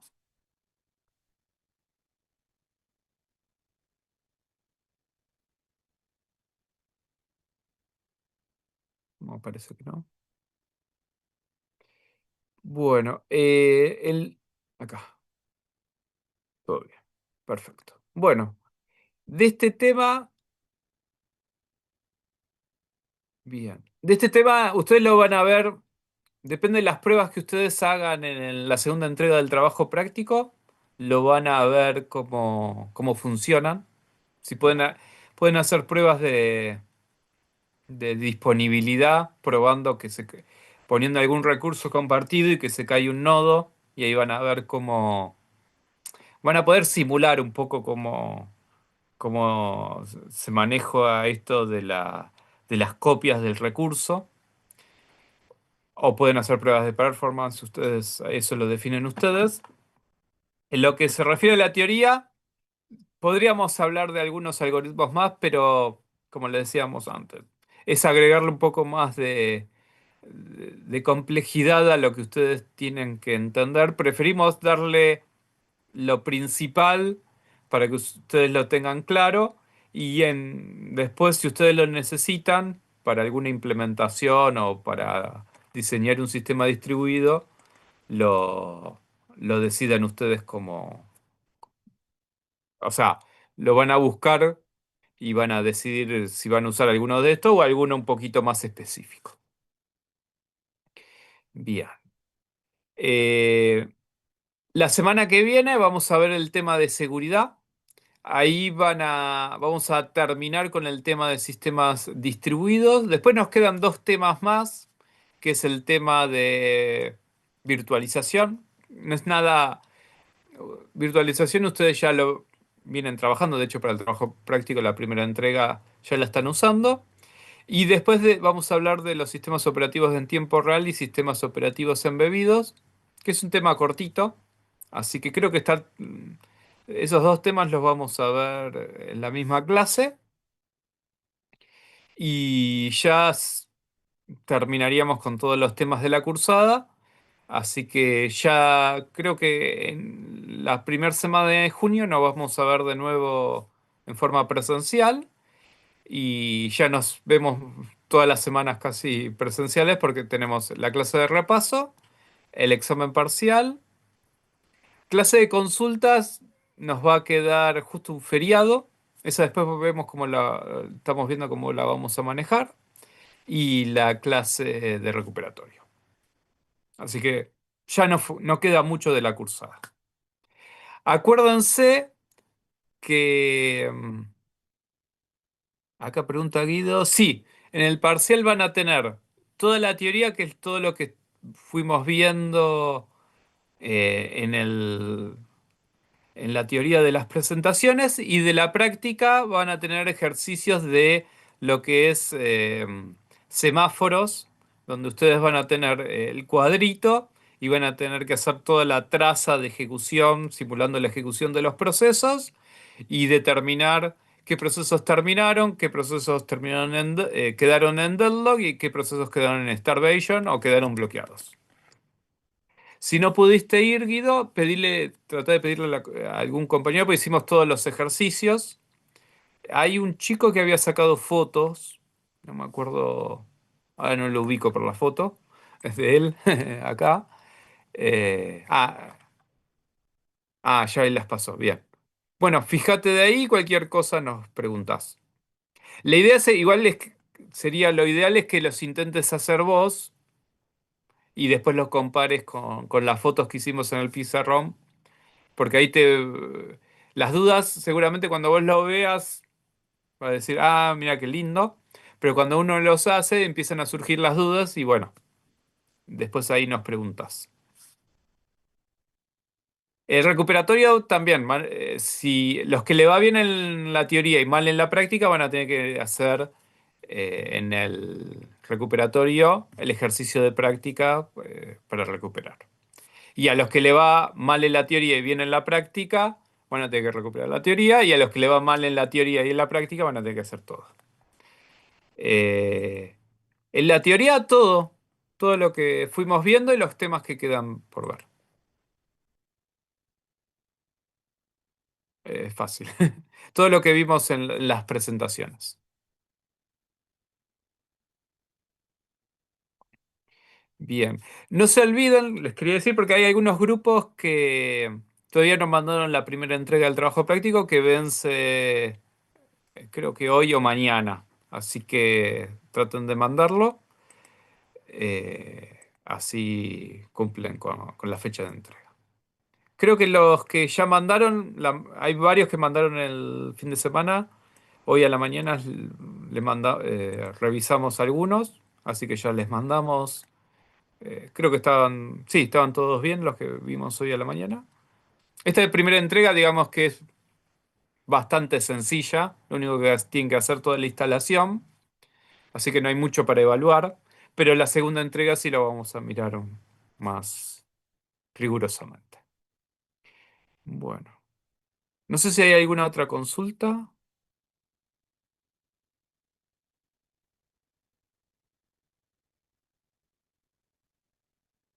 Bueno, entonces voy a dejar de grabar Recording stopped. y bueno, nos vemos el lunes que viene. Lunes que viene también, eh, el lunes que viene también virtual, así que nos vemos por esta reunión. Cualquier cosa nos pregunta.